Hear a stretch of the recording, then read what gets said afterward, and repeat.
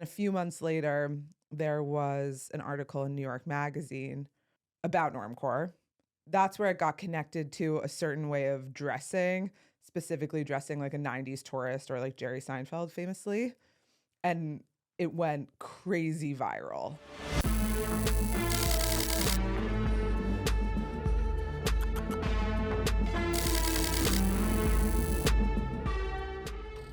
Emily Segal, thank you for being on Urgent Futures. Thank you for having me.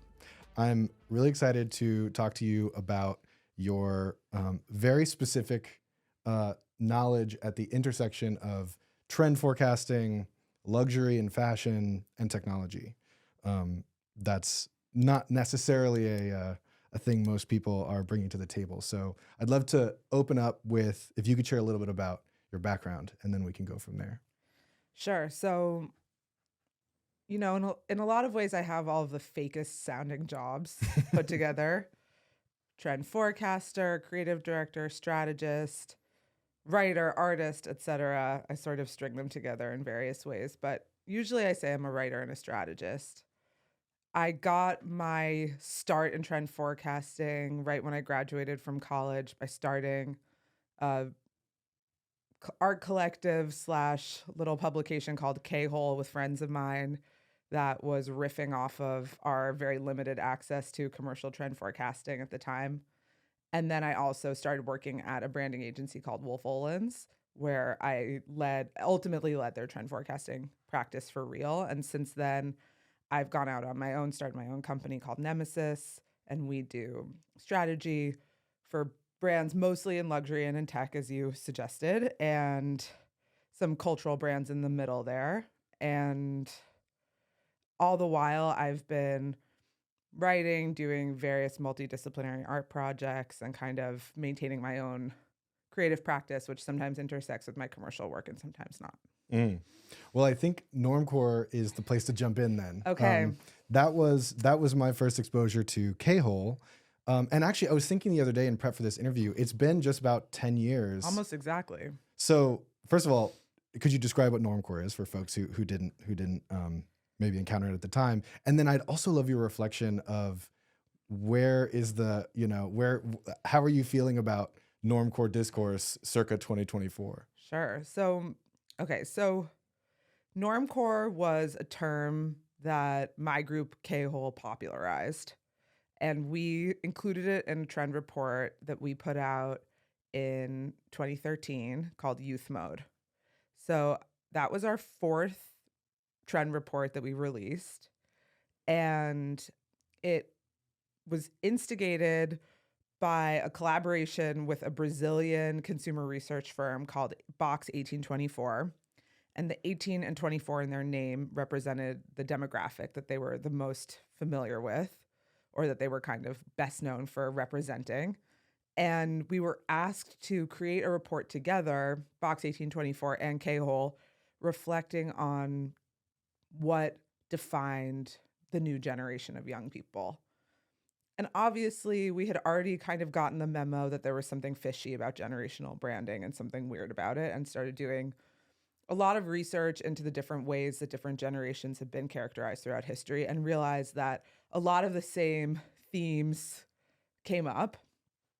And something that seemed to kind of unite all of these various the young people are doing X, Y, or Z kind of like, either fear mongering pieces or just trend generation defining pieces, was this sort of anxiety about how special a particular group of people might be. And then we saw that being intensified by the way the internet was popularizing and making available certain cultural or personal signifiers that used to be really specific. So like the clothes you wore, the music you listened to, et cetera, all of a sudden going from being something, for example, with music that you had to dig in a vinyl bin for, to just like Spotify showing everyone in your social graph what you were listening to 5 minutes ago. And there was a real cultural shift there.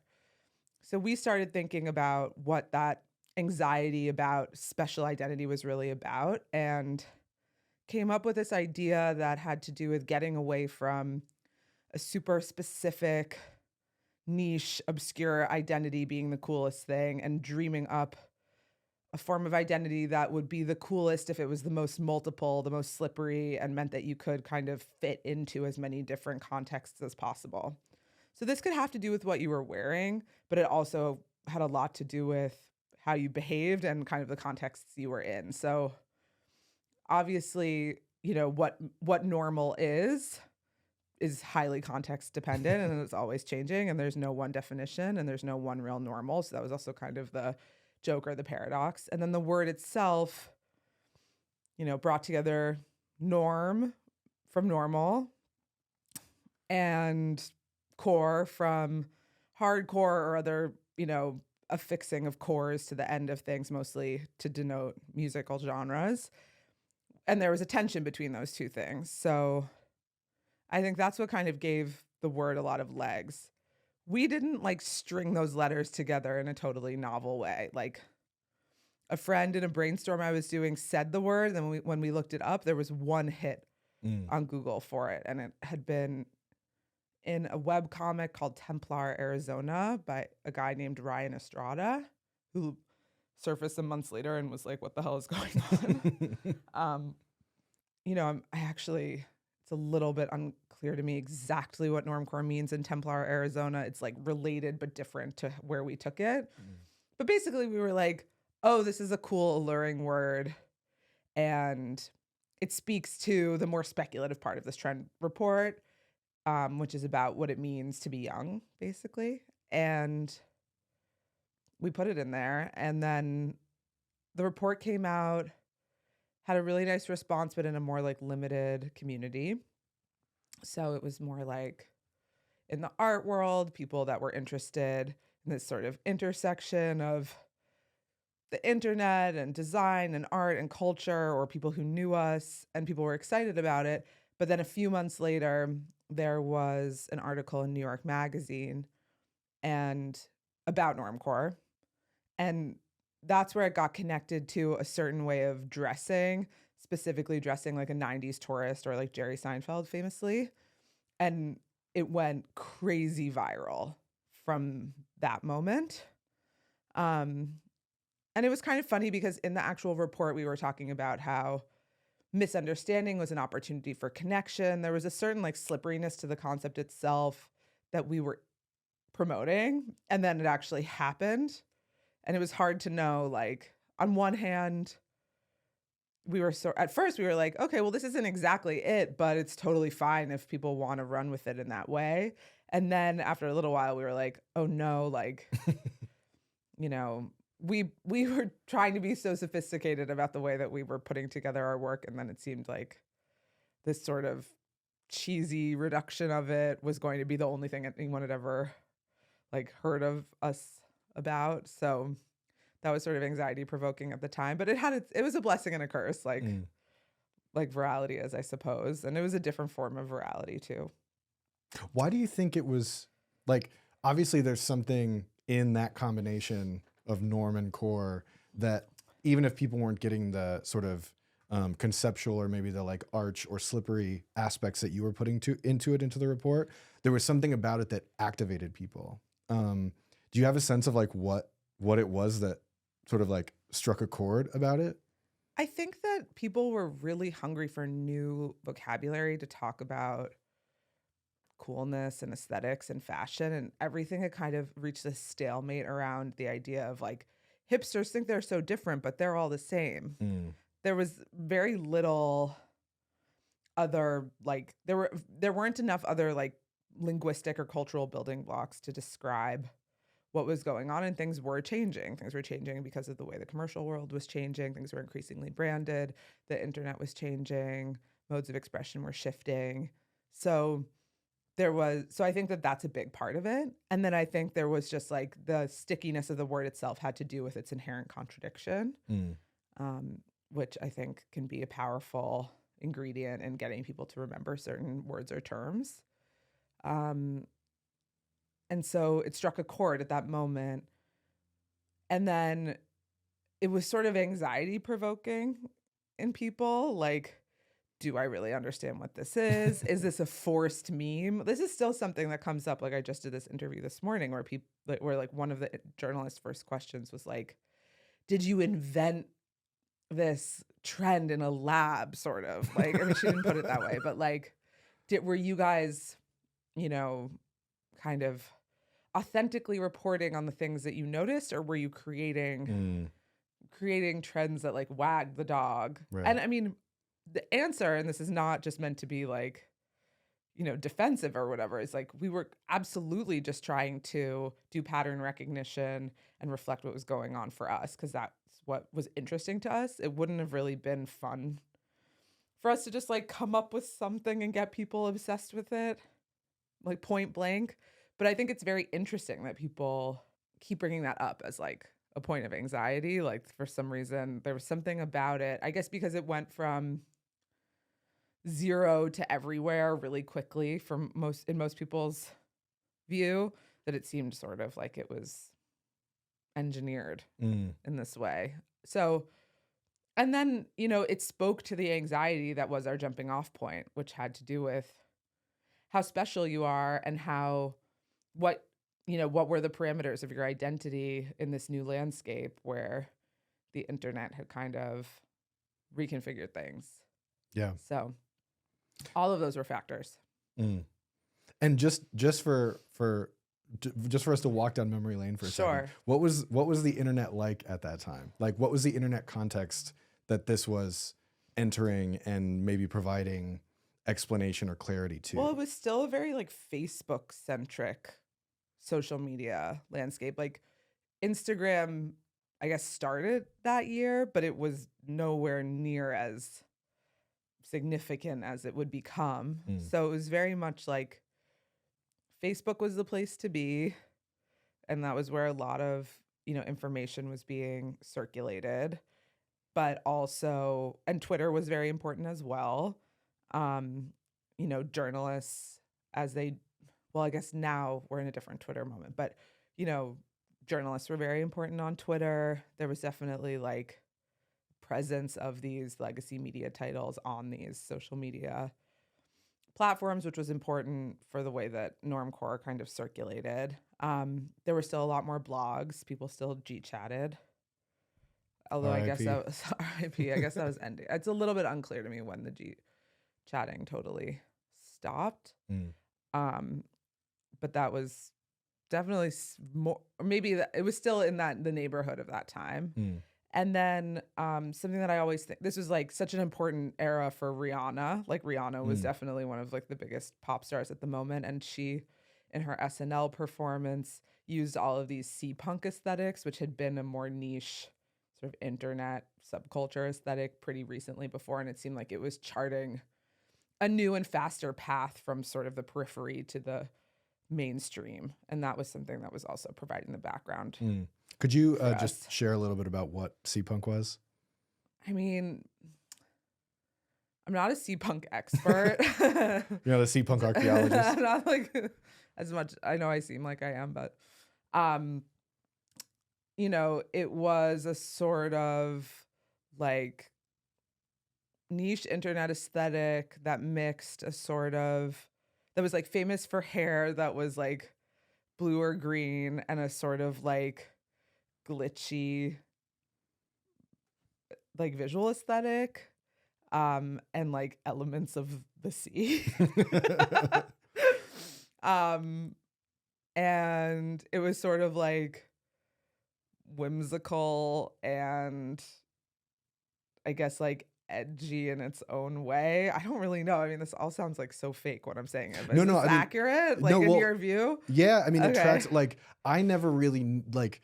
There was never really a there with C-punk. Yeah. It really was just like mannerism to me, which is inevitably not fair to the people who like staked an identity in it. But it always felt like something that was happening, but that didn't have like an organizing thesis. Yeah, and it wasn't like a huge thing. It was sort of a brief like cluster of signifiers, I think. Like, I don't think it was like a super culturally significant movement or anything.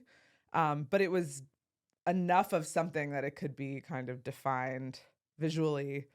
And it was definitely at the time not something that you would immediately expect to see, you know, behind a big pop star. But it also, I'm recognizing saying this now, that's become so normal that it almost sounds like weird to point it out. Like, all around us on the east side of Los Angeles, creative directors are finding niche internet aesthetics and immediately translating them into, video treatments for Totally. big pop stars that they work for. It's like completely normal. And so it sounds kind of random to even point that out, but that it was actually not necessarily the norm in that way. And specifically like a digitally native subculture going very quickly into a big, super mainstream pop setting was novel at the time. And we were correct in noticing that seemed like it was something that was going to be a big deal because, of course, it's a norm now. But almost made me so much of a norm that it's almost like doesn't even hit the same, It's but not core. or it just is so, I don't know. It's like, maybe that's how we get to the next chapter potentially. It's like, Well, yeah, we'll get there. Let's loop back. Cause I realized I'd asked you earlier, but then we went off on a tangent. Yeah. Like, how are you seeing normcore loop back? But then also what's this bigger question around like fringe center, Right. and that increasing in speed? It's bizarre that I've gotten like Google alerts consistently for 10 years about normcore. Wow. Like, and some of them are like, the Times of India, like, so-and-so Bollywood star's normcore outfit stuns on the, the red carpet. Like it just has become like this very sort of like generic term in journalism. But then also because there's been this like this Cambrian explosion of cores since then into the cottage cores and the gorp cores and the core cores and this and that. Often like, journalists trying to track down the genealogy of that will go back to normcore, go back to our original report, etc. And now there's like a little bit more interest in it again because it's been 10 years. I think so. There's like, even though the sartorial part of normcore wasn't our main focus, because that was a really big part of the way the trend happened in the world, it's important. And like a lot of that has to do, like that part of it has to do with sort of like the way that a lot of norms around formality broke down and like the rise of the sort of like Silicon Valley hegemony of like the hoodie or even like the Patagonia vest, and how like the rich stopped dressing. Like in this 20th century and earlier like formal way, and the sort of aesthetics of the middle class expanded to include a lot more people, including a lot more wealth, because we were still kind of at the tail end of like we were in New York, and we were at the tail end of like Condé Nast and Sex in the City and like a fancier version of what fashion meant. And fashion was getting more casual, into streetwear, into athleisure, into creative economy jobs where people dress in a more ambiguous, more casual way. And that's definitely continued to be the norm. Then we see trends like quiet luxury and stealth wealth, which everyone gets kind of like instantly tired of because they sort of make sense and sort of don't. And like, of course, like a gorgeous camel cashmere coat is like nice, but is this really like a trend? And I don't know. But you definitely see the sort of resonance in stripping down very obvious external signifiers of specificity in some of those trends as well, whether or not you think they're legit or not. And then mass indie, which was another term in the report, arguably a more important one conceptually, because it kind of had to do with looking at a way that a neoliberal society took all of these alternative identities and made them sort of like a menu or like poo-poo platter of how you could be within the mainstream or within norms. And so thereby, robbing these more niche identities of their oppositional power, I suppose. God, that's so relevant for today. Seriously. Yeah. I mean, that has really continued, of course, in its like intensity and density. And yeah, so like, mass indie is definitely something that you see with something like Essence, for example, or like with so many of the ways that um like people can like have like an increasingly dissociated relationship with how they represent themselves. Mm. Like if you read the book like Please Kill Me, An Oral History of Punk, which if you're listening to this, you haven't read, you should read because it's really good. They talk about how Richard Hell wearing this t-shirt in the 70s that said Please Kill Me was like so transgressive because it was like this sort of call to violence, and there was something like, you know, frightening and transgressive about being like directly violent. We're kind of in the complete opposite scenario where like a 3-year-old could be wearing From H&M. that from H&M and like no one would give a fuck. You know what I mean? Like, or where people dress or represent themselves in like ways that seem quite edgy and then there's just no relationship between. Well, like the creep of kink into fashion. Yes, exactly. Or just of punk or of goth or of like various oppositional subcultures. And then, the like huge popularity of archive fashion, the huge popularity of obscure electronic music, etc. Like, really begs the question of like how significant it is to care about those things, I guess. Or they're perhaps like diminishing returns. But we were already kind of seeing that in a certain way when we were kind of like mapping out the scenario that led to Normcore 10 years ago. I think some of the misunderstanding around Normcore points back to a similar aspect, which is that you were bringing a kind of like conceptual art approach to forecasting and making this like meta move within your reports, which again, thinking kind of like jumping in time, now feels like something that I see a lot of people doing, or like just going meta. But do you see any of like that being kind of where people missed some of what you were intending with Normcore, but also then like taking a term like mass indie and either disregarding it or, misinterpreting it as well? I'm not sure, because I don't think the mass indie was really misinterpreted. It just never it never was in the limelight the way that Normcore was really. And I understand why Normcore went on and had a life of its own. It makes sense to me now, especially 10 years in retrospect.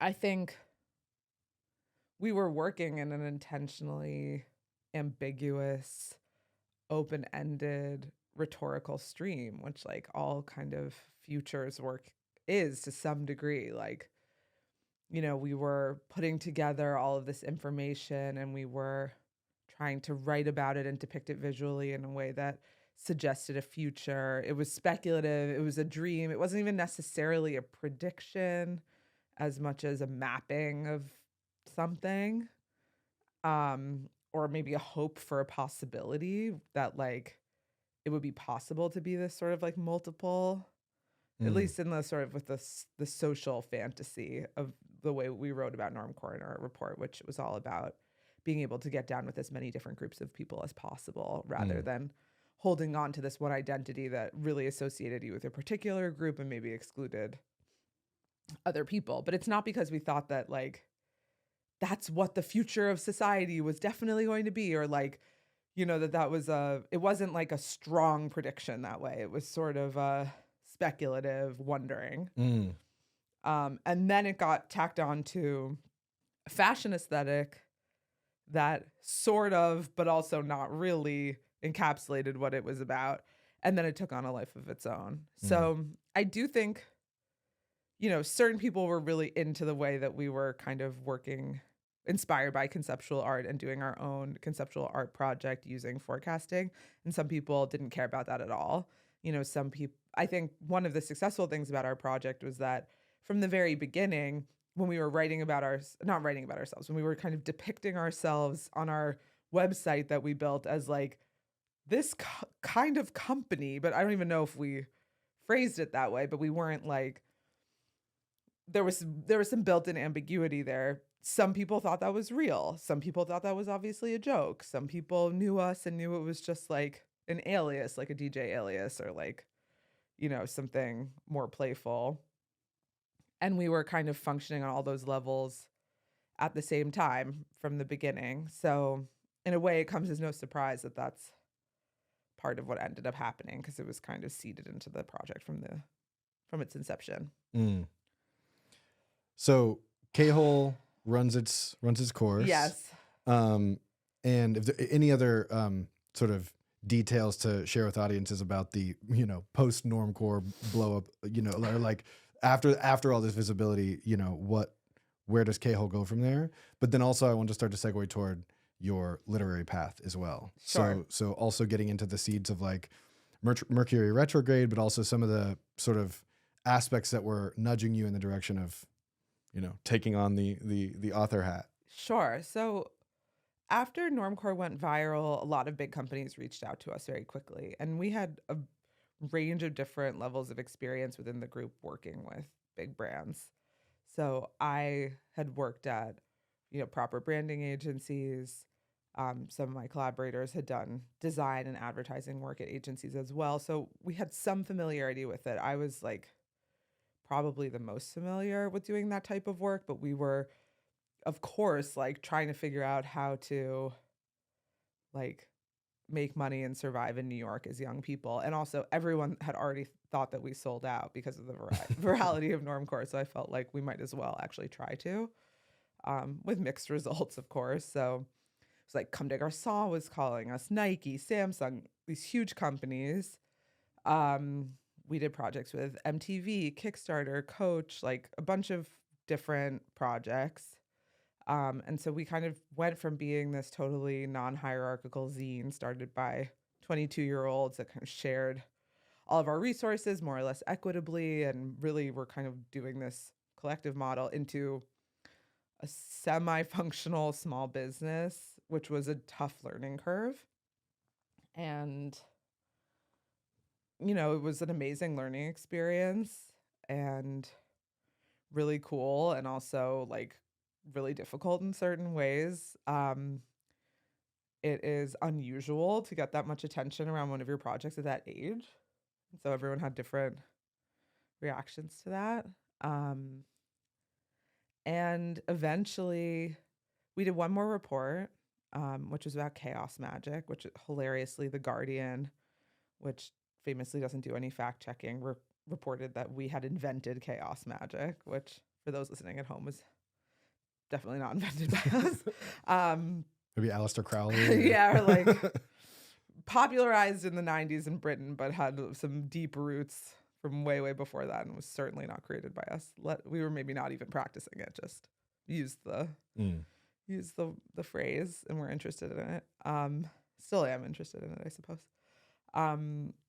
But yeah, like eventually, like a couple years after that, everyone decided to kind of go like explore their own paths. And as you said, I around that time started working on my first novel. And I think there was something about doing so much work in an intensely collaborative mode that made me really curious about what it would be like to work on my own. And obviously writing a novel is one of the most solo and kind of like personally intensive things you can do. So there was something there creatively for me where, I had so much experience collaborating, and I still like love to collaborate, and it's still kind of like my probably most comfortable mode of making things. But I felt like I needed to explore this other side. And I originally wanted to kind of take a bunch of essays that I had written, kind of like kind of like hybrid cultural criticism essays that I'd written in the K-hole era, and then create like a narrative spine that would kind of put those essays together. That was sort of my first thought about what I would do. And then the narrative spine kind of became its own focus and became a novel. Sorry. There was like a connection between the two, and Mercury Retrograde, my book, is it's autofiction. So the main character, shares my name and biography, and some of the stuff that happened in the book really happened, and some of it I made up. And K-hole is in it, and Normcore is in it. And then there's a bunch of stuff in it that didn't actually happen in real life.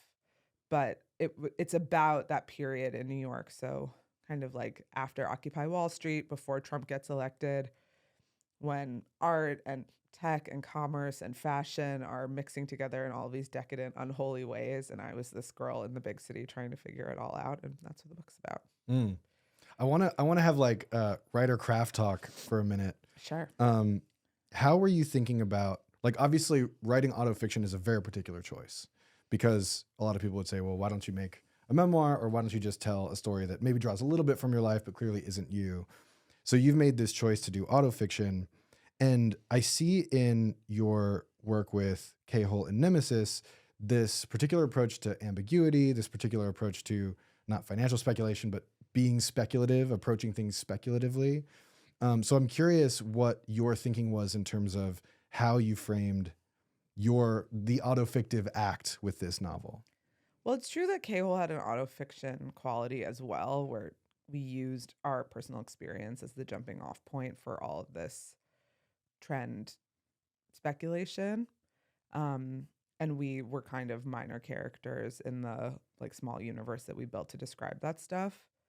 But I was really interested in autofiction as a genre. Like I loved Eileen Miles and Chris Kraus and different semiotext writers, and I kind of never got sick of wondering, like, is what I'm reading true or false? Like, despite my conflict degree, which in theory you would imagine would kind of sort that out for me, like, it's gimmicky in a way, but like, I love, or at least I loved at the time and still love when it's done well, like the the pull of that ambiguity, and not knowing, what really happened and asking yourself that. So there was that. And then also part of it was a little bit of an accident. So a happy accident, I suppose. So I had written an essay about Mercury retrograde for eFlux Journal, and it was riffing off of the astrological concept of Mercury retrograde when the planet Mercury looks like it's going backwards in the sky, to talk about the ways that a technological society could be on the fritz because the planet Mercury is associated with technology and communications and stuff like that. And I was lucky enough to be friends at the time with the author Douglas Copeland, who also is, a very like prescient fiction writer who's had a lot of, success defining cultural epics and movements through his work. And he kind of, I was asking him, we were doing a talk together. We did a talk together at Freeze in London, and it was 2014 or 2015, probably 2015, I suppose. And so I kind of had him like trapped in a taxi with me in, like, in London traffic.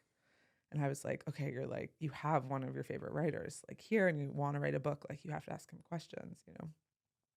So I was like, Doug, like, how do you, when you're trying to come up with a new book, what do you do? And he was like, well, Emily, it's a situation kind of like this. You're in a cab going somewhere, and then you just look out the window and there's the book. I was like, what the fuck? I was like so annoyed. But then I told him a little bit about, what I was thinking about, what I was writing about, and he just kept referring to it as a novel. But not because, and it's sort of unclear if that was just like his impression, or if he was actually confused, or if he actually thought it should be a novel, or it was being playful with me, or it was just a glitch. But just hearing it described that way by someone whose writing and whose mind I really respected helped open up the possibility for me of like, what if this was a novel? And then he said something about how this Mercury retrograde essay seemed like it could be the beginning of a novel. And I was like, oh, that's really interesting. And so it sort of made me think like, oh, I don't have to just stick to this place of like, I have these essays and then I'm going to kind of narrativize them so that people can read them, and started to think more creatively and expansively about taking the material I had and just kind of going wherever I wanted with it. And then there's also a funny technical thing that happens. Real life is actually very complicated and very hard to describe and explain, and often really doesn't make sense.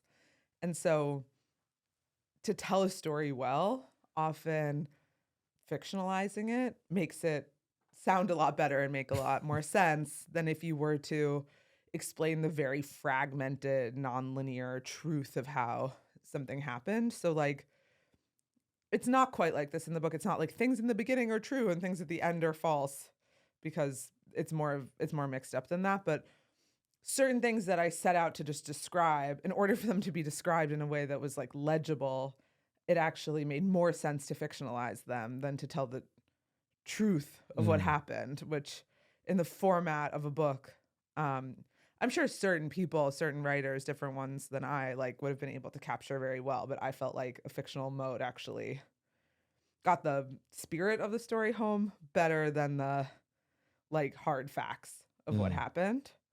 So in a weird way, like, I felt like I had to fictionalize the story to tell the true story. And were there any people in your lives, like, did it lead to any uncomfortable interactions with real people in your lives who are like, wait, that didn't happen that way? Or No. I was comfortable with the fact that the people that I was describing in an unflattering light, I already knew that we weren't going to have a good relationship after I wrote the book. So I was kind of okay with that. And then everyone else I made sure to describe as either really hot or really rich. I'm sure that helps. What's your practice? Like, obviously in this case, you were pulling from some essays and fragments that you had already produced.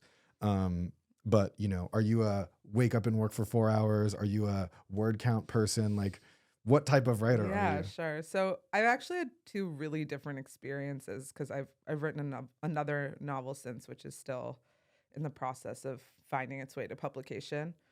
But in the case of Mercury Retrograde, it was basically a situation in which I wrote and I wrote and I wrote and I wrote, and then I would mosaic things together, and then I would rewrite them from there. So it was sort of like what I imagine. I mean, I've written some poetry, but I don't really think of myself as a poet, like a poet's novel. Like, I was really into the way that the like language itself suggested certain things should go together. I was drawing from stuff that I had written in the past, and then I also consciously developed a daily writing practice sort of based on what's described in Natalie Goldberg's Writing Down the Bones, which you may or may not have read, and if not, I recommend. So Writing Down the Bones is like a book that people read in like 9th grade English, but has a lot of wisdom in it, and it's applying the author's experience with Zen Buddhism to developing a writing practice. And it's all about writing without thinking, and sort of like, what does she call it? Like the fresh grated carrot of your mind, like just sort of getting in touch with the sort of like raw texture of what's there and channeling it through, often like writing by hand if you can write by hand, and really having this like super non-judgmental free flow of writing. She has a lot of other tips about how to do that and a lot of other exercises that become part of it, but it's sort of about like breaking down the conditioning we have around writing. And there's so much of it, of course, because reading and writing is a big part of what supposedly defines us as smart or not. So like, what could we have more baggage around? But so there's a lot of like deconditioning, I think, writers have to do, and also just like anyone could do around writing who's had like a conventional education. Like, there's a lot to unlearn, I think, in order to just like hear yourself think in words. So in the process of writing Mercury Retrograde, used a lot of techniques from Writing Down the Bones to sort of develop a daily generative writing practice. It's related to like morning pages from The Artist's Way, which probably more people are familiar with, but it's a little bit, it's not quite as constrained to that exact practice, although that's also a really good practice to do, which I've done. And so I ended up generating a lot of writing that way. And then I also picked and chose from that whole body of writing and writing I'd done before. And then I basically like 2 years of just like this stuff, some of which had more of a narrative in it, some of it which was messier. And then I had like hundreds of pages of a story that had ended up being cut from the book altogether. So it's like, it was a bunch of stuff. And I was lucky enough to I was living in Berlin at the time, and I was lucky enough to work with an editor there who basically said, okay, let's throw out this whole other story, which was totally the right thing to do. And also was the type of thing that before I started writing, like when I would hear about things like that, it sounded like the scariest, worst thing. Like, you wrote 200 pages and then it got thrown in the garbage can. And actually, when it happened, it was like completely fine / great. I was like totally happy to do it. So that was interesting. And my editor was like, okay, I'm going to take what's here and I'm going to put it into what I think is a chronological order. And that was this huge blessing because basically, based on her reordering of the material, based on what she thought seemed like a chronological order, we created like a 3-act structure that kind of could be a spine for the story. And then I basically rewrote the book based on that. So it was a much more roundabout process. And then writing the second novel, I did it in a totally different way, which was that I basically got an idea for a story. It also is not autofiction in this case. It's a sort of like literary thriller. So it also is asking for a more organized plot from the get-go, where certain information is revealed in a certain cadence, and there's like genre conventions that you can choose to use or not, etc. And I planned out the plot, and then I tried to linearly write it basically from the beginning to the end, which is not to say that I didn't end up moving a lot of stuff around or using some of those generative writing techniques to fill in different things as I went, because I definitely did do that, but it wasn't just like write and then cull from the writing and stitch it together to make a story. The second book is also in the third person. So besides the fact that it's not about me, it's also not about anyone in that way. I mean, it is of course about the characters.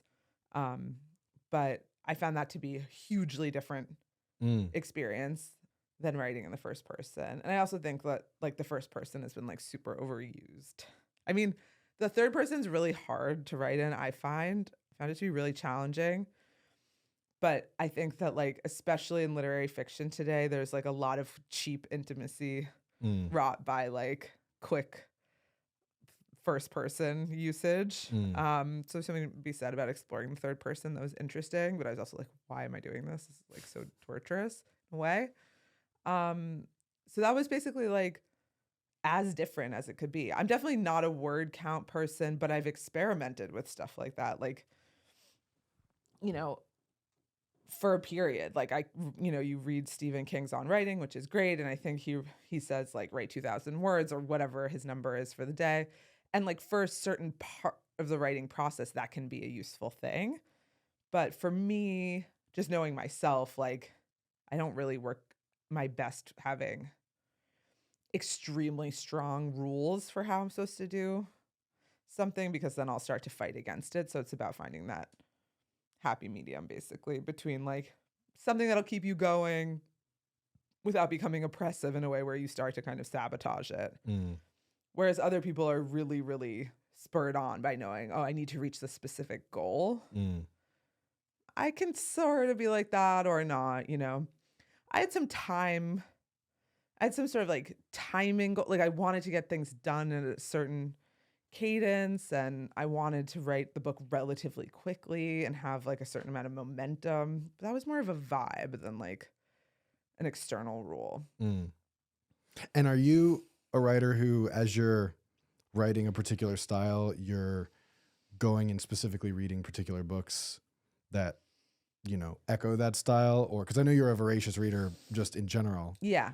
Do you use kind of like live research on the fly as you're going with other authors? Well, when I was like conceiving of this new book, which is called Burn Alpha, I read, like when I was still coming up with the plot and coming up with the story, I read tons and a lot of, so the book is set in New York in the mid 2000s at an elite private school. And I like read anything that kind of reminded me of that, like genre or vibe wise. And then I also, because I was playing with certain like young adult tropes in addition to thriller tropes, like reread things that I liked when I was a younger person.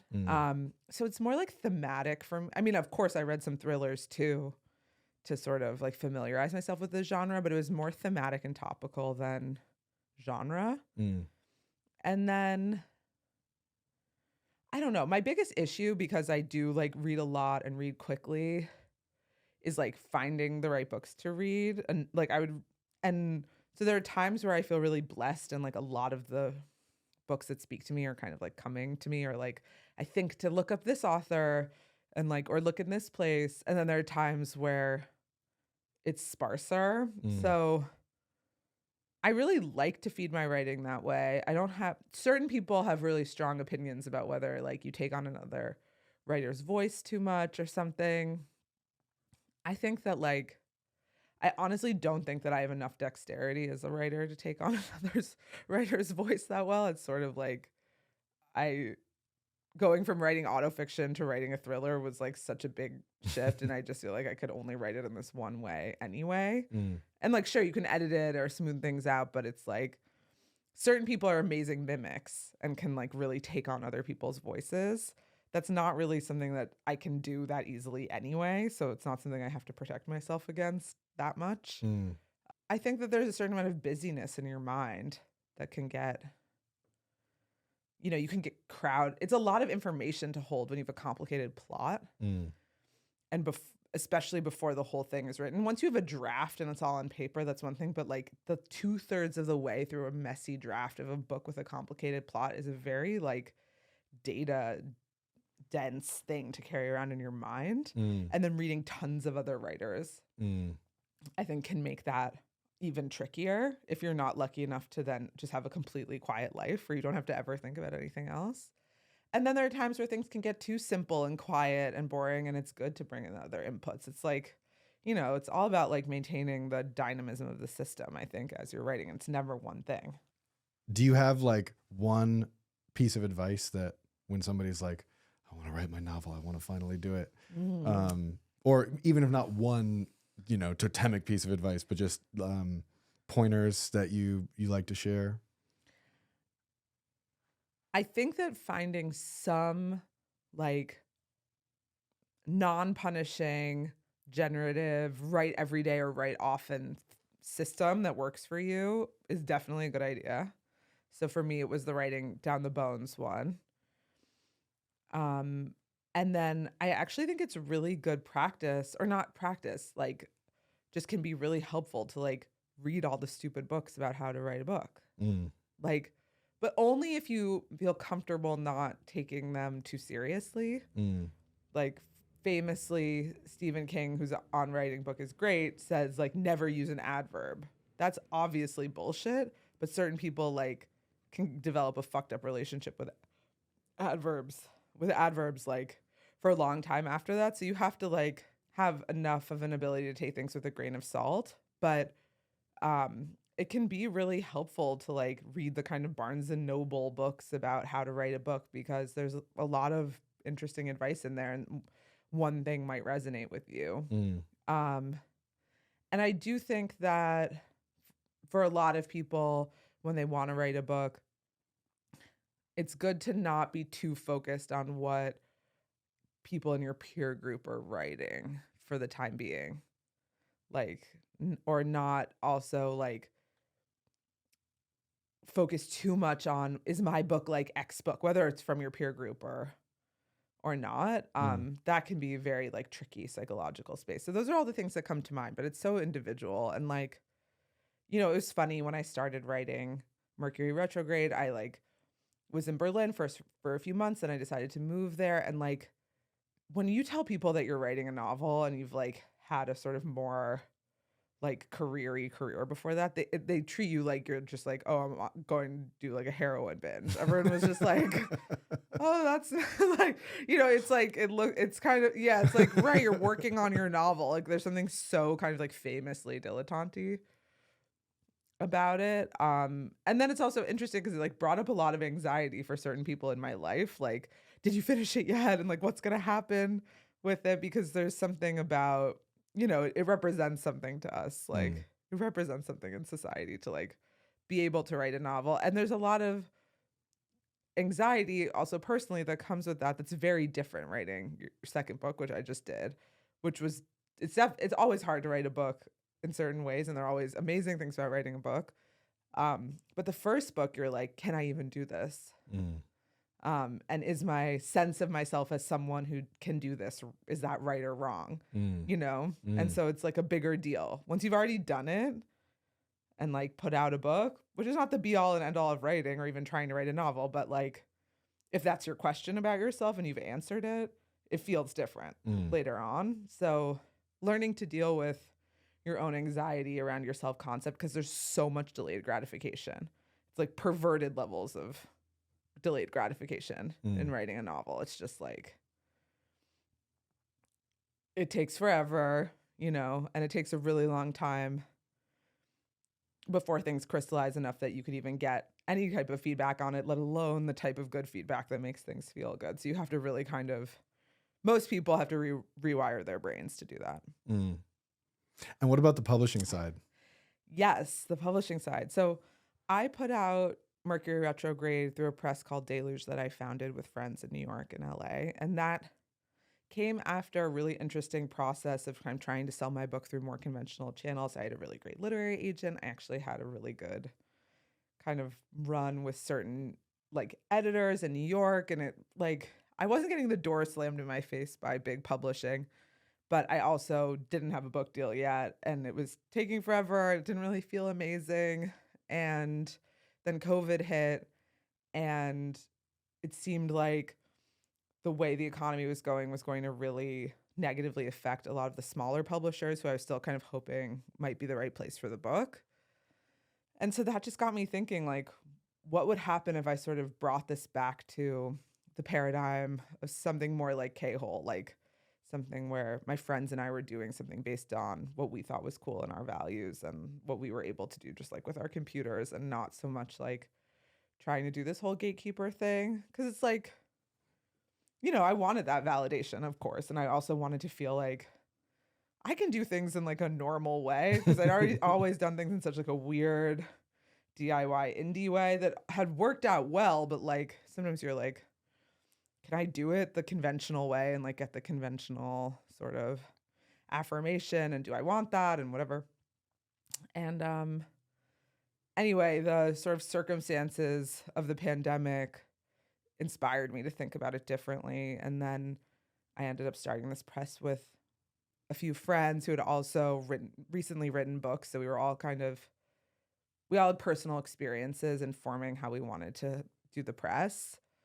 And so we wanted to bring together sort of more advanced literary experimental work with more pulpy genre, fun to read type of work. And we created a publishing model that uses print on demand to kind of make it possible for us to produce and distribute books without it being too like resource intensive. And then we also got like a lot of amazing community contributions from friends and designers and other people who kind of made it possible. And that's how I ended up putting out Mercury Retrograde in 2020, and it was an amazing experience. It was great. And I probably will put out Burn Alpha, my new book, through Deluge as well. I'm just figuring a few things out behind the scenes. Right. We can keep the air of mystery. Exactly. You know? It's the all important air of mystery. But with Deluge, so it's as you said, it's a traditional publisher. I mean, not traditional publisher. It's traditional in the sense that it publishes books. Physical print physical books. print books. Yeah. But it's also a non-traditional publisher in a number of ways. Notably Knots. I don't know if you want to speak to that a little bit. Sure. Yes, of course. So in addition to just like printing books that you can buy, at a bookstore or from our website or on Amazon, whatever you want to do, we also found a few ways to sort of like generate some revenue for the press by experimenting with other forms. And one of those things was through an NFT project called Knots. And God, it's been a while since I've talked about Knots because it was sort of like this NFT moment came and went. But basically, I became really fascinated by the ways that certain like mathematical models of knots were visually rendered, like these 3D renderings of knots. And there's actually a 3D rendering of a knot on the cover of Mercury Retrograde, and it was on all of my mood boards, and I was really fascinated by it because it seems to like suggest a situation or a story, but in a like sort of abstract and not inconclusive way. And then there are all of these like sort of historical and cultural things about knots as a way to store information that are really interesting. And so I created this set of 720 NFT knots that were 3D, that had all of these different attributes associated with them. And then I also worked with a dear friend who is an astrologer and a magician to sort of embed like sort of like a magical spell into the smart contract of the knots to sort of like bring sort of like positive benefits to all those who acquired them, which was really interesting because we were basically taking like ancient Egyptian ways of writing spells and like putting them into the smart contract of this like new kind of technological form of art, which was really fun to figure out. And the same designers who helped me create everything for Deluge, who are called Violet Office, they're also based in New York and LA, helped create like a lot of the visuals and the online presence of Knots. And what was amazing about it is that we got to use the sort of madness of what was going on around people buying and speculating on NFTs at the moment to actually like support some real world cultural production, which is not that common in the NFT world at the time, crypto world at the time. So that is one sort of experiment that we did.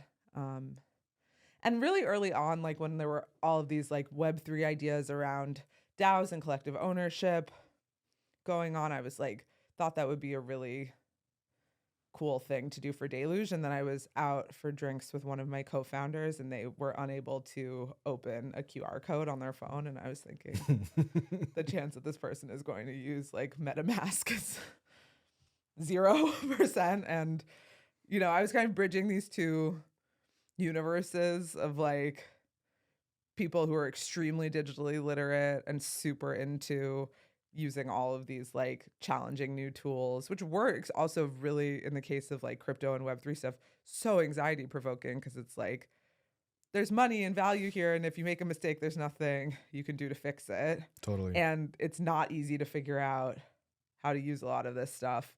And people can be kind of rude and annoying to you if you try to get them to help you. And then on the other side, like, literary people who just were not very like into experimenting with technological tools or didn't feel comfortable doing that. So my fantasy of like this kind of fully digital, like collectively owned thing seemed kind of like unrealistic, but I still liked the idea of it. And yeah, it was really fun to experiment with knots in that way. I don't know. It was like a big and exciting project that then I like never spoke about ever again once it was over for some reason. It just sort of seemed to like come and go. And so how would you, I don't know, describe the community around it? Like, are they keeping up with you? Like Well, I mean, I also did a project where I crowdfunded for the creation of my new book using crypto. And so it will be using the platform Mirror, which was doing stuff like that at the time. And that really helped me basically like have the support that I needed to work on the book instead of having to like really reorganize my life to do that, which was amazing. And no one had really used crypto in that way. So like people were excited about it, and also excited about these possible intersections between like using cryptocurrency and these like creative economy ideas that were really popular in Web3 to actually like inform like real cultural production, like actually writing novels and actually doing stuff in real life. And yeah, also compared to like sort of crappy like Fiverr produced PFP NFTs that seem like they were created in 2 seconds, you kind of just like can't make that argument about a novel. Like a novel written by a human at least takes a while. And so there was something I think appealing about that. And so we'll see how much of like that community sort of remembers that they were a part of that now that I actually wrote the book. There have been so many lifetimes in crypto since then. The Knots community, what got weird about it is that it was really popular as an NFT. So it got I was like super harassed and trolled by people who were trying to manipulate the price. And it was just kind of funny because it was a very obscure and artsy project that was extremely explicit about how it was like raising funds for a queer experimental literary press. And then it was just like, devs do something, number go up, like kind of like insanity. But that just was a sort of weird byproduct of it actually, of us being lucky enough that it did really well and it sold out really quickly. And but that also meant that it was hard to actually like maybe do what could have been possible with it because it was required like so much like intense moderation to make sure that the more speculative side of it didn't get out of control. And it also just did put a bad taste in my mouth, that part. Even though I was super blessed that it sold well and like really appreciative of that, and you can't really disentangle those two things. It was just hard for me to get excited about having to deal with like the raw forces of like the internet in that way. It diminished my desire to like really do a lot with the quote unquote community because it was a pain in the ass to deal with that part of it. And that was just sort of like a quirk of what went down. And because, I didn't necessarily plan, like I didn't have like the right moderation set up right at the very beginning. So it was messy for the first day or whatever. And just like undoing the mess of that. And it's like anything like that could happen with any project that you launch. It doesn't have to be like a crypto or NFT project. Like anything that, you can throw an event and forget to have X, Y, or Z bases covered, and then you have to clean up your messes. But anything that has like a live performative aspect has the possibility of something going wrong. But being like harassed by incels who are like trying to manipulate the price of your NFT when like you like didn't think that it was going to necessarily hit like that was just sort of like disorienting and took a little bit of time for me to even like figure out what you do about that and get the right moderation in place and get it together. So there was a learning curve there for sure. Yeah, I mean, I've spoken to other artists who found themselves in similar positions where they hadn't, I mean, I think you were actually even more equipped from the trend forecasting work than a lot of the other artists that I've spoken to who, they have, let's call it like a euphoric day, they sell out their art blocks drop or whatever it is. And all of a sudden are immediately being pressured by those collectors, not all of them, but some of the collectors of like, what are you going to do to make, to make number go up? Yeah. And it's like, wait, I made the work. Like that, or like in your case, it's like, I'm setting out to make the work. That is what the thing is. Yeah. In my imagination, that was the end of it. I wasn't also going to be tending to a speculative market. And I think like just the idea that like as an artist you're supposed to be on Discord all the time, it just doesn't make sense. And there was just like a big sort of disconnect. There was so much excitement about supporting new forms of creativity using crypto and NFTs and Web3 and DAOs and all this stuff. And then there was also the sense that you were supposed to be in this like dopamine heavy, notification heavy, like constantly chatting with a million people place. And those things are just like, those things don't actually coexist realistically. Mm. Um, and yeah, it got like stressful and boring Mm. in that way to try and like maintain those things. And then you're like, am I that person or not? Or like, am I the person to sort of do that or not? And I think like, yeah, there was a sense that what you were describing definitely like came up for me and for a lot of other people where there were like mixed expectations about like there's a certain excitement about having quote unquote like real artists or people who have like real world creative practices involved. And then there was a sense that you were supposed to like, yeah, basically tend to it like in these sort of like corny crypto native ways at the same time. And I don't think those were necessarily realistic expectations to bring together and seemed very like of the time. And part of the reason why we've seen a lot of those things disappear because it's like not really realistic Totally. to bring those things together. But it's also fair that like in experimental moments of new things happening, like there are certain forms that happen and die out. I'm not trying to be too judgmental about it because like, yeah. With Nemesis, you're, consulting different crypto companies.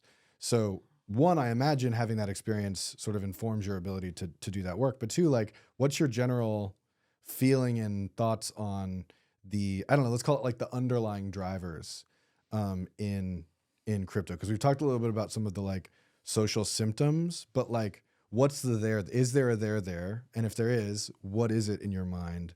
And is there anything that you're learning as you're working with these other companies, kind of helping them? Yeah, I mean, we're in this sort of very nihilistic cycle, I suppose, in the sense of just like meme coin mania and like millions of. I think someone was just telling me that like since March there have been 5 million new Oh my coins gosh. launched or something, like such an order of magnitude more than were ever created since crypto has existed in the last few months. So we're in this crazy curve. And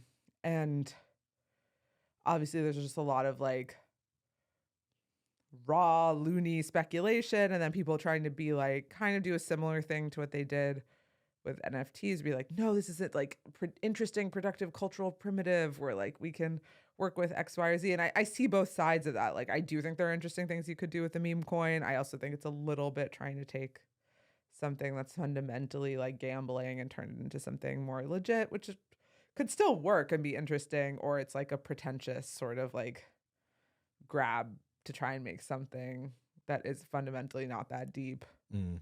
into something bigger.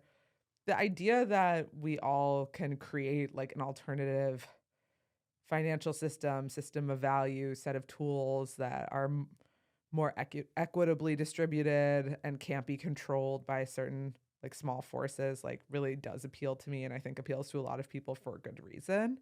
I think that it's also very rational to speculate wildly in a certain way when the cards are stacked against you, Mm. or the idea that like, so much like conventional advice about financial wellness just like doesn't stack up to what we know about reality, or is hard to imagine when you're also being told that like your world is going to be on fire. It's like, oh yeah, like keep putting X, Y, or Z in like these funds or this 401k and get this small return. It's like when the, disparities between the rich and poor are getting so much bigger. And it's like, I think that there's something rational about wanting to be a degen in that setting. So I get it. Mm. But I also think there was like in a somewhat delusional way, there was like a very ambitious cultural vision in the last cycle that I'm not really seeing in this cycle right now. So last cycle, you mean like the 2020, 2021? Yeah. And there was a lot of monopoly money from the government. There were like all of these other cultural drivers going on. And then in terms of the people that I work with, you know, it can be something totally different, because it's, especially when you're working on something that people are building behind the scenes, and you're working on strategy or aesthetics or future audience strategy, it's like you're much closer to the side of people like building technologies that they're interested in or that are invested in for a certain reason, and it has a lot less to do with like raw consumer psychology in that moment. Of course, you're in certain cases trying to think about that, but it's not really about like just like what are people into right now. Um so I feel really lucky that I get to have these different points of access, because I feel like, excuse me, I feel like I get to learn a lot more about it without just having to be like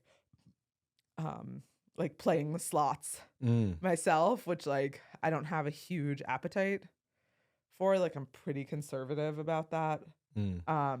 And I get like burnt out on it quickly. So it's certain people can like endlessly research and experiment and get their fingers burnt putting money in X, Y, or Z thing. Like that for me was never going to be like the way I learned the most. I've done a little bit of it, but I always knew that it wasn't really right for me. So like getting to do a mix of being directly involved in certain things, doing my own projects, consulting, learning from friends, whatever, has been like a fortunate mix. So you have like, there's so many threads that are coming up that I'm like, how do I smush this into a question? Because I'll just sort of say some of the things that are coming up in my mind, and then maybe that will prompt something for you. So I'm thinking about the Nemesis Guide to Being Early, and because that overlaps with some of this crypto conversation and creator economy conversation. Yeah. I'm thinking about the ways in which K-hole and Nemesis, as like, you know, ostensibly fitting in the same kind of industry sector, are quite different from each other. And then your work in, like, particularly thinking of Mercury Retrograde, there's a lot of like very like peak millennial moments, concerns, histories, ideas. So I'm just like, there's something bubbling up there for me. I don't know. Does that spark anything in you? God. Yeah, I mean, definitely in terms of like peak millennial concerns, like, you know, a lot of those were definitely at play in forming like these, like the companies that I've started and also the book that I wrote, and sort of figuring out like how to be authentic in an increasingly like commercialized and branded world or not. And the sort of like contradictions therein has been like an endlessly like stressful and generative place for me. And it actually is funny for me to like look back on how like stressed out I was about how like evil some of the companies that I had to consult for as a young strategist were, or like just the idea that doing commercial work, period, whether or not that was okay. It's like the world has like changed a lot and become a lot more craven, and like I think that on one hand more craven and on another hand more realistic because of like the path of millennials, where it's like, of course there are like legitimately really evil things that you can do, but the idea that you would like have a creative practice and do commercial work has obviously become like so much more normalized in the last 15 years. And it's something that I used to like, you know, really stress myself out over. But no, I mean, God, if I could tie all of the threads of everything I've done together into a neat bow, I would be thrilled. But I'm not exactly sure. Yeah, I mean, it all makes sense from afar once you start to sort of see the different. Yeah, pieces. I mean, maybe I should ask you, like, what is it? What do you think? I mean, you know, we're roughly the same age. Yeah. I feel like a peak millennial, and it's funny. Like I think about, I'll say this without spoilers. The way that the show Search Party ends, and like the way that they talk about millennials toward the end, which is basically not, again, I'm not ruining anything. as kind of like, who's even talking about millennials anymore? Whereas when that show first started, it was kind of like, oh, this is the show that's like kind of skewering but accurately depicting millennial culture. I think there's something there for me in terms of like I remember, you know, covering and working around crypto folks in 2017, and especially thinking about like the Berlin side of that coin, where it was like, these were like, you know, really niche, trust and safety, privacy types of people, you know, into actual cryptography.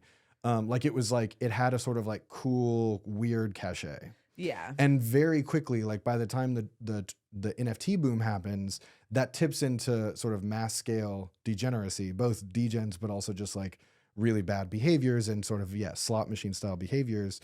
And there's a kind of whiplash to it where it goes from being kind of like early and authentic in some way, whether or not, you know, early and authentic in a way that maybe isn't interrogating the parts that aren't living up to their ideals or whatever. Sure. And then tips into something kind of gnarly.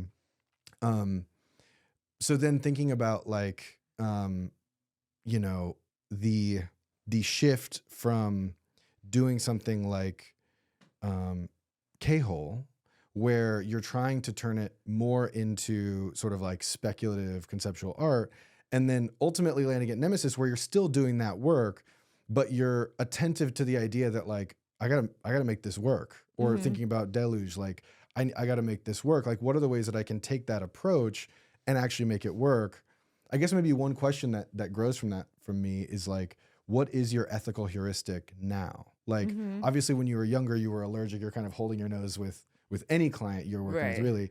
But thinking about it now, where you're a little bit more accommodating, what's the ethical heuristic? Right. Well, okay. So there are two parts to this. Like, just to respond first to some of the dynamics you were just bringing up in that question, like part of it is that, you know, certain like artistic gestures just don't last forever and aren't meant to. So part of the reason that after K-hole, I was like, okay, I feel like we did a really good job with the like very kind of like abstract, like post camp, post kitsch, like weird performative part of this.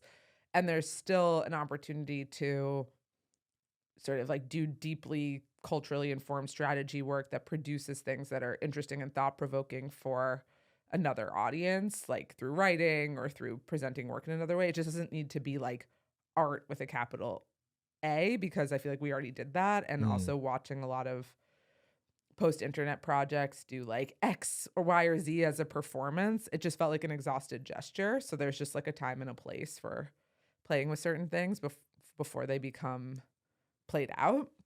So that's part of what was going on.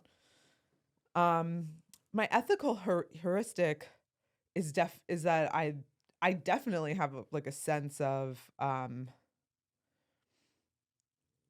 there are just a lot of people I would not work with because I think that what they do is really harmful, and that might be because they work in an industry that I think does a lot of harm, or it might be something more unique to who the people are and stuff that I know about them. I don't want to like sell people out here or like say too much about the work that I've turned down. But part of it is that when that I'm lucky enough to have this really tiny boutique firm.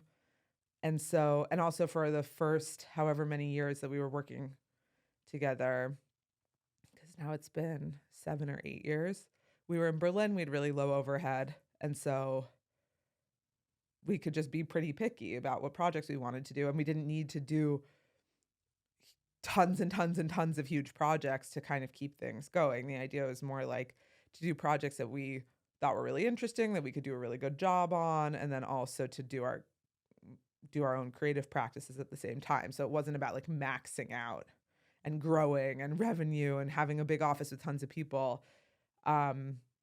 So between that and developing a reputation that, you know, appeals to certain people, it's somewhat self-selecting. Like I'm rarely in a position now where I feel really like, you know, I have to really, really dig deep and be like, oh, I want to do this, but I shouldn't. Or I think it's a lot of it is just sort of like organically the people that come to me to work with me are already not in the category of like the super ultra harmful sort Mm. of like categories that I wouldn't touch. And then there have been some more ambiguous cases, and I think that there's a lot of disentangling, like what's a sort of like anxious twittery response to what something seems like and what it actually materially is doing in the world. Mm. Because especially over the last however many years, like we've learned that every single way to call something out for being fucked up, and some of those things are legit and some of them aren't. And then I always just try and vibe people out and like work with people that I feel like are personally trustworthy. And I don't have a 100% success rate with that, but I'm pretty good. I have a good spidey sense. Like I was just talking to my business partners about that today. I feel like I always know like way before like Mm. when someone's about to be like a big problem. And so Is that just like a spidey sense thing? Like, yeah, mm. that's like just I don't know. I don't think that that's anything that you could like learn necessarily. Yeah. And yeah, also have been wrong, of course, but I feel like I've been right a lot about just like when someone does not pass my like intuitive smell test or whatever, and that also helps. Mm. Yeah. I can't think of a more ambiguous subject matter than AI. And so if you could talk a little bit about what you were doing with Doom, Yeah. and collaborating with Kay. So the Doom report was a trend report that Nemesis put out that we wrote using GPT-3 close to when it was released.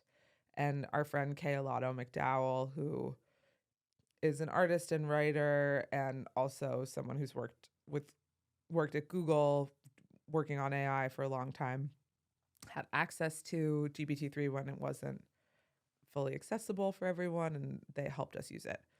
And so basically we had been doing these surveys about the changing nature of time. So like it was sort of this cliche around the pandemic that like a lot of people were saying like it felt like time either stopped or it sped up or that you couldn't tell one day from the next. And it was sort of this thing that kept coming up both both online and in our personal lives. And so we started doing like questionnaires and surveys of people that we knew and people that we didn't know about, like trying to ask people about what the quality of the time they were living in, what it was like, how they would characterize it, what was going to happen in 5 years, what was going to happen in 10 years, stuff like that. And then we also worked with a consumer research company to like ask questions like that to a much bigger and more randomized group of people, and we had all this information. And then GPT-3 sort of came into our world, and I saw some early samples of Kay's writing with it, and it just was like Deleuze and Confucius and like Clippy were all like talking together, and I was completely astonished by it and thought it was really like fun and crazy. And Kay also helped me do some experiments where like we fed in like pages of my own like poetry notebook, and then it just spat out like Emily Segal poetry that I thought was like as good as my poetry. I think some of the earlier models were better with that type of thing. So basically we created the Doom report by summarizing the results of our research and then feeding it into GPT-3 and using it to kind of like fill out and complete a bunch of open-ended statements about the quality of time, trends that were to come, and we like basically created a bunch of text that way that then we edited into a Nemesis report. I thought it was really cool. People like, I think it was like quite artsy for people in a way. It also kind of like read us to filth and started talking about how like Marty and Emily were editing this on the bus on a computer with a broken screen, or like just sort of describing like our own process, but in a really like cheesy way. We also put in like some of our earlier reports to see if we could extrapolate from there. So it was like a really fun experimental tool. And yeah, the Doom report was something that came out of the AI generated text. So it sort of named itself Mm. that report, because there were some pretty doomy responses to the like, what's going to happen in 5 years, what's going to happen in 10 years part of the surveys we'd done. And who knows what other sort of inputs led to this sort of self-titled doom report, but that's where that came from. Yeah, and so like that was the beginning of like a lot of playing around and like using AI for writing. I think, you know, at its best, it's like a super fun toy for writers. And I really like pseudo write Mm. the most for that. Pseudo-write's great. Just for like the action, it's like the kid pick style playing and messing around. Mm. And there was this Verge article about a lot of the like more genre-y writers who use pseudo write, and I thought that people were being so square and judgmental about it online. Just not to like say that there aren't like issues with AI generated writing, because of course, and there aren't issues with like, you know, selling your writing on Amazon or feeling like you need to publish bajillions of self-published books a year to make ends meet.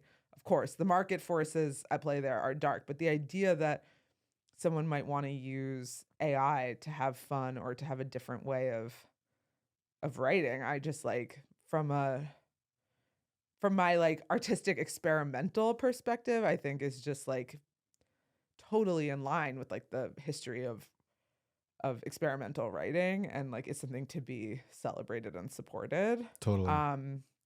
And I find it really interesting how square people get about it. And I was actually in a poetry workshop during COVID and during this era where I first started to do experiments with GPT-3, like that Kay helped me do. And like I did a little bit of like a social experiment with my poetry class where I would like bring in a poem that I used GPT-3 for and tell them or not tell them or whatever, and just see how, or, you know, write a totally like artisanal regular poem and just kind of compare the responses. And people just went ballistic when it was written with AI.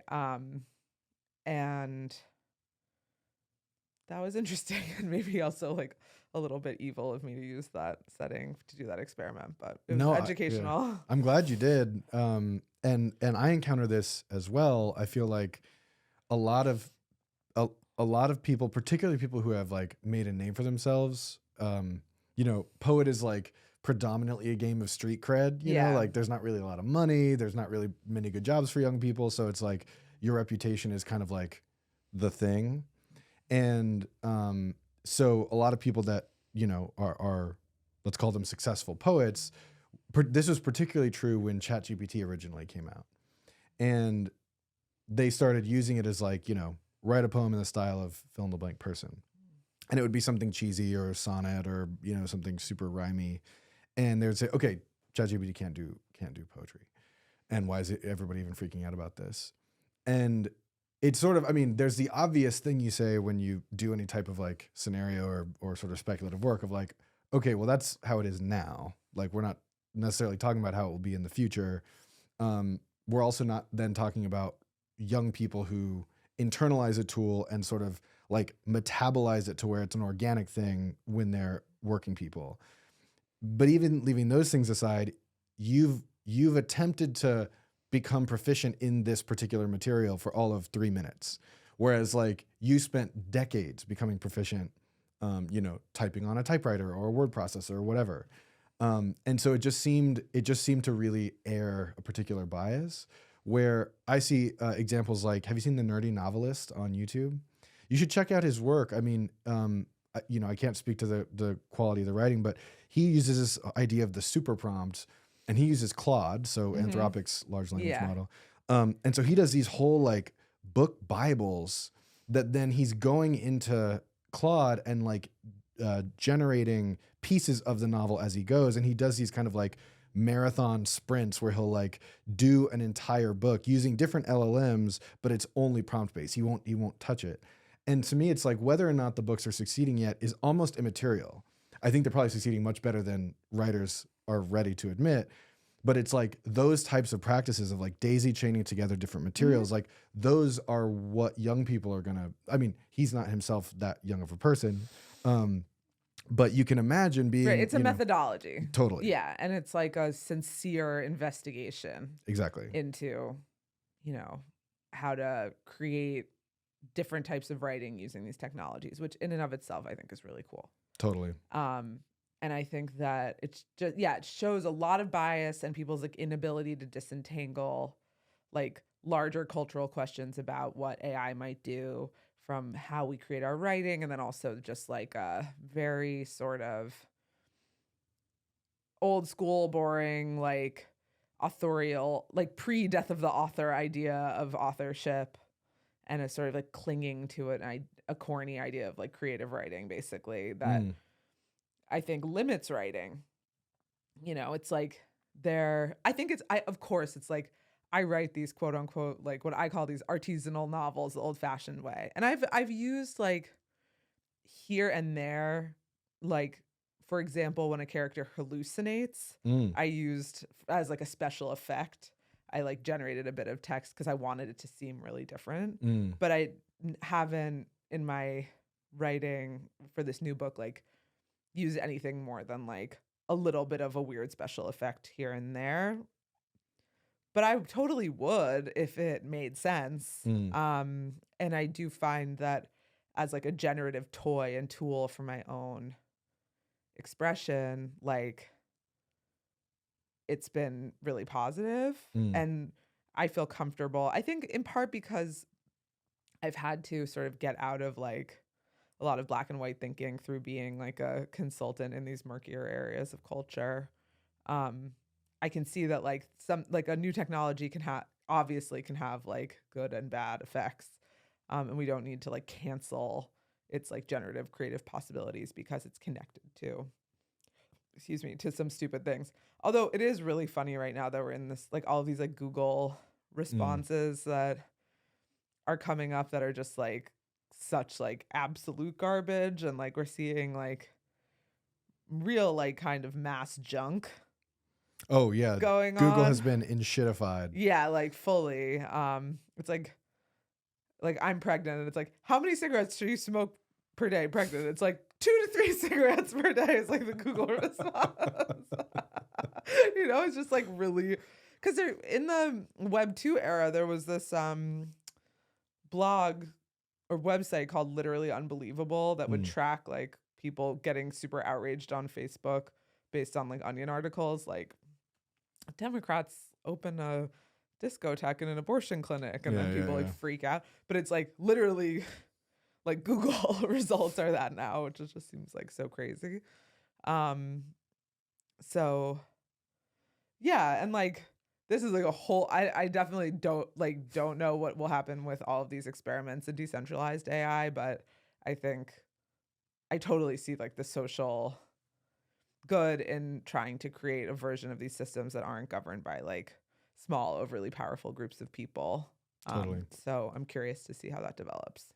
Are there any either examples or ideas that you've pulled from the decentralized AI community that I don't know the audience should know about?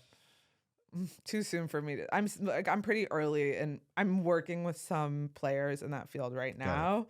But I'm still like really early in my education there, so I don't want to say too much, except for just like the very basic ideas that like if this technology is both like so powerful and so shitty at the same time, it makes sense to have a more dynamically governed, more decentralized group of people and entities in control of it, rather than like the Microsoft board or Sam Altman or whatever. So I'm here for that. I'm really curious what's going to happen. I think I'm not, as you could probably tell, like I'm not that scared.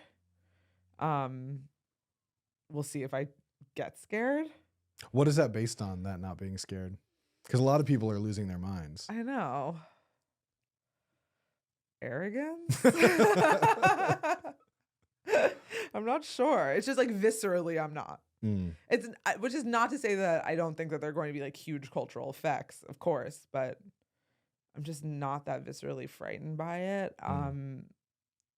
And maybe it's because I'm lucky enough to feel like at least also my job, whatever my cobbled together roles are in this world, like um I don't really feel like that's going to be quickly replaced Mm. by these technologies.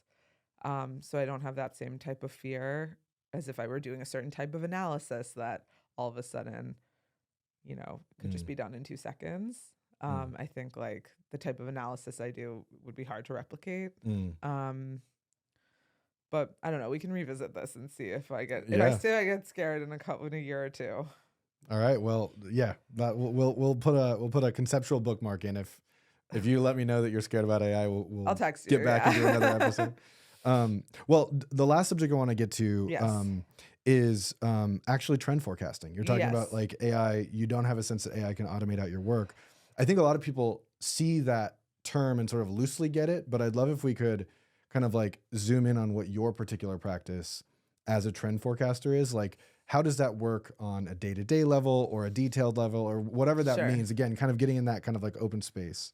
So there are a lot of different forms of trend forecasting. There are certain people who crunch big data sets and see patterns in the data, like in a spreadsheet. There are certain people, for example, the trend forecasters at WGSN, who are very focused on a particular industry, in their case, fashion, who might be almost doing like commodity futures, saying like turquoise is going to be really popular, so LVMH should set aside X amount of budget to invest in turquoise fibers.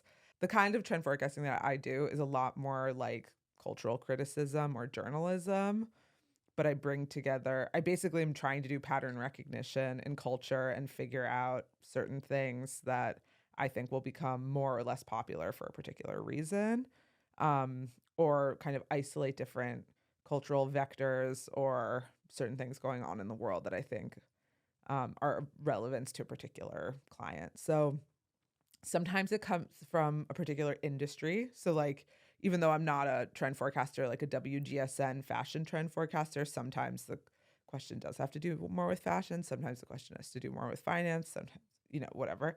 And in that case you might start by taking in a really broad sort of desk research sense of like what are people talking about right now Mm. in that sphere, to get a sense of like what are the headlines, what are the themes, what are the images that you see again and again, what are the tropes on social media, and then you start to notice, oh, there's something weird about this corner of that information, like it conflicts with something I've been observing in real life, or it reminds me of this historical time, or there seems to be a controversy here that's generative, or a controversy here that's hiding some other like conceptual issue, and that's where it's like very cultural criticism esque.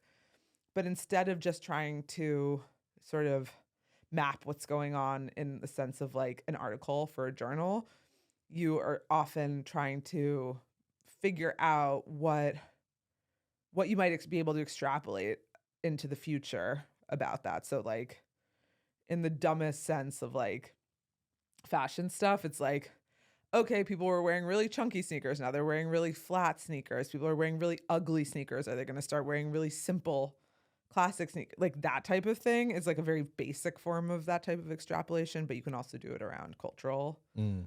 things.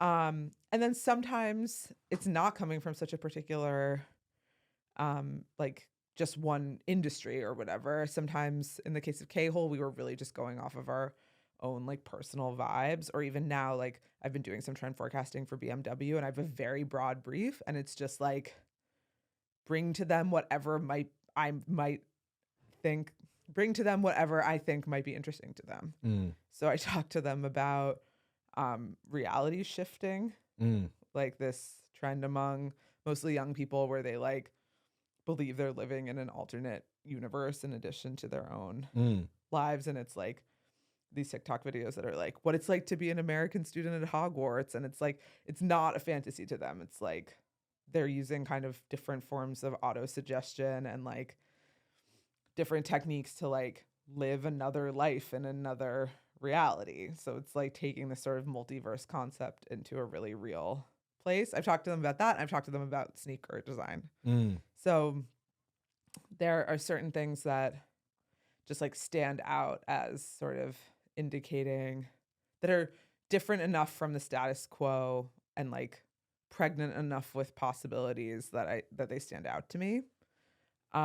It's hard to answer this question though, because it's the way that I get to do it is so idiosyncratic that it's a little bit difficult to extrapolate. There's a rule of threes in trend forecasting. So you pick 3 signals and kind of stitch them together. There's a sense of like wanting to find really good, like fresh information, but that's not super different for being a journalist. It's just the rhetorical framing can be really different. And then there's like trend forecasting you might be doing for a client around a particular question. And then there's trend forecasting you might just be doing because you're noticing a pattern, and those are different. Right. And now more and more, there's just so many people who do trend forecasting online as like an entertainment vertical. So that did not exist when K-Hole started. There were real trend forecasting companies. There were probably some blogs that were kind of trend related, but it wasn't really like normal to do consumer facing, like, or audience facing trend forecasting. Like that wasn't really a thing. And now it's like kind of endless. There's like thousands and thousands and thousands of people who do it, and some people who do it really well. Just like on social media as part of a way to entertain their following. So that's a totally new thing. One major change I have observed is both the TikTokification of trend forecasting and it becoming video format, getting something down to be communicated in 60 seconds or less. But it also intensifies that cycle you're describing that you described much earlier in the conversation of like, are you observing a trend or are you kind of shoehorning something in that you like want to make a thing? And of course, TikTok incentivizes, grabby content. Yeah. So how are you thinking about the big question there of like the shifts in what trend forecasting is, particularly because of TikTok and just algorithmic social media in general? Yeah. I mean, there's a lot more junk to wade through with trend forecasting now that there's so much more of it named as such. And then also it's just like a lot of it is legitimately quite random. So like there's something to be said for like, it's an ineffable thing. Like some trends once named or phenomena once named like ring like a bell, and they resonate with you, and that it's like, it when you see it, like the old porn erotica truism or something. And then there's just a lot of like either really niche and specific stuff that might not be wrong on TikTok, but it would just be really hard to have the context to judge. And then a lot of just like random junky stuff, like red as a trend, which was like a big thing. Like last year, like all these sort of fashion girls were like, red is a huge trend. And it was just like, can red even be a trend? I mean, of course it could be, but didn't really seem to be. But it also just seemed like so basic and elemental that to call it a trend seemed strange, but it was very pervasive on TikTok for a while. And I think that really would throw you off the scent, and then like I said, like there are certain things that probably are trends in a particular group or place, and you have access to it because get to see into this weird like honeycomb of like all this different fragmented information, which I love about TikTok. But there's like, it's far enough away from your own personal frame of reference. There's just no way to know. And that also doesn't quite hit as like describing something. But that's also just like the truth of our fragmented realities in this sort of like post-broadcast media where we don't have that much shared space necessarily. And then there are like just sincerely on the money, really smart analyses, like people's cultural ability, like cultural wisdom has increased so much. So there are a lot of really smart people hitting the nail on the head at the same time too. Like it's all kind of coexisting. Amazing. I have 3 recurring questions that I like to do. The first of which is, what is one thing you wish people paid more attention to? My impulse is to respond to this by saying like the supernatural or mystical elements of things. But then also sometimes in LA, you want people to think about those things less. So I don't know if I really... Right, so LA listeners, you don't get to follow this piece of advice. Yeah, everybody earmuffs. else. Yeah. Any more to say about why? No. Okay. What is one resource you use to make better sense of reality or recommend?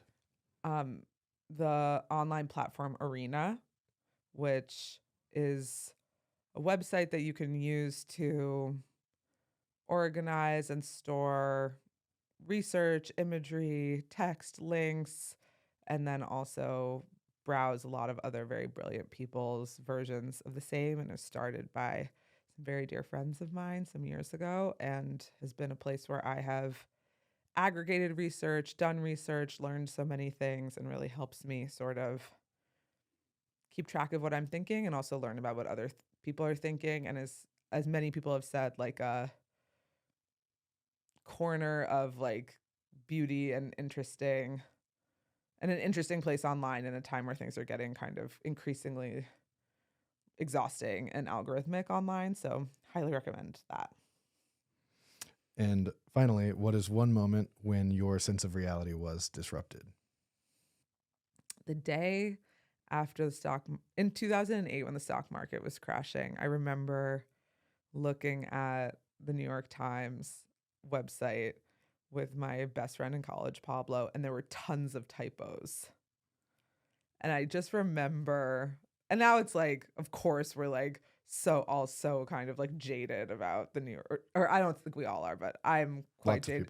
Lots of people are very jaded about the New York Times.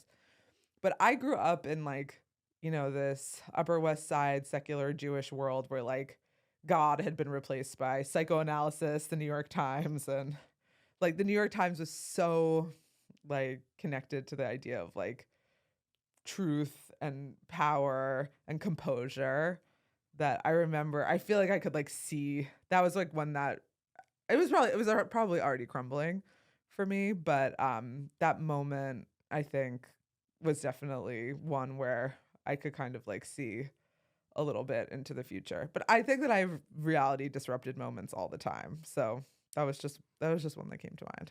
Well, that's a great one. And thank you for sharing it. Yes.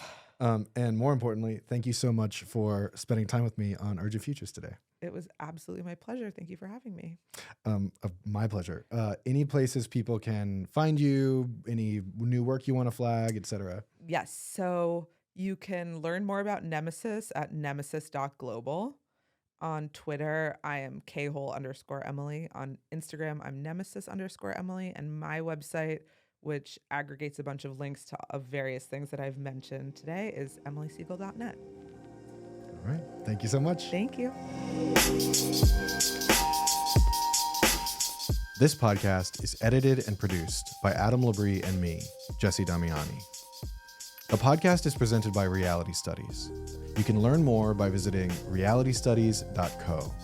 And if you appreciate the work I'm doing, please subscribe and share it with someone you think would enjoy it.